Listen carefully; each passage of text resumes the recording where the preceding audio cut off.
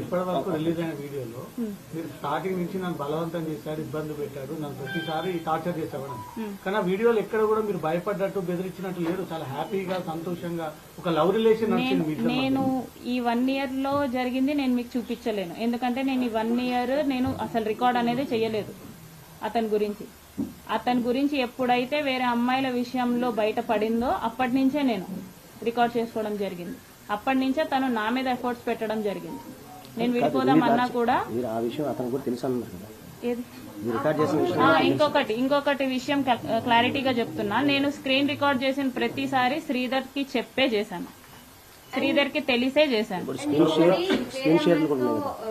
తెలిసి కూడా మీరు ఎందుకు అతనితో ఆ వీడియో కాల్స్ అవన్నీ మాట్లాడడం అవన్నీ ఎందుకు చేస్తున్నారు? వేరే వాళ్ళతో ఉన్నారని తెలిసి కూడా ఇప్పుడు అసెంబ్లీ నుంచి వీడియో కాల్ చేసింది ఎవరండి? నేను ఓకే, ఒక వీడియోలో మరి తను నుడిగోండి అవి కూడా చూపిస్తున్నారు కదా, స్టిల్ మీరు ఆ వీడియో కాల్ ఎందుకు మాట్లాడారు? కట్ చేయొచ్చు కదా, రికార్డ్ చేస్తున్నది.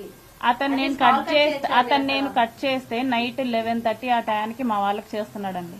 మీరు అక్కడ కూడా కాల్ కట్ చేసే ఆప్షన్ ఉంటుంది, స్టిల్ మీరు కాల్ కట్ చేయలేదు కదా అక్కడ. మీరు ఇది నన్ను అడగడం కంటే ఎందుకు చేసావని చెప్పి శ్రీధర్ని అడగడం బెటర్. త్రిసభ్య కమిటీ ముందు నిన్న త్రిసభ్య కమిటీ ముందు 7 గంటల విచారణ ఎదుర్కొన్నాడు. ఆయన దగ్గర కూడా చాలా ఎవిడెన్స్ ఉన్నాయి, ప్రొడ్యూస్ చేశానని చెప్తున్నాడు. నెక్స్ట్ మీరు కూడా కమిటీ ముందుకు వెళ్ళి మీరు కూడా అంశాలన్నీ చెప్తారా ఏంటి? నెక్స్ట్ ఎట్లుండదు? ఇప్పుడు అతని ఫోన్ లో ఏమున్నాయో నా ఫోన్ లో కూడా సేమ్ ఉంటాయి. అతను ఏం డిలీట్ చేసినా సరే నా ఫోన్ లో ఉంటాయి, నేనేం డిలీట్ చేసినా సరే అతని ఫోన్ లో ఉంటాయి.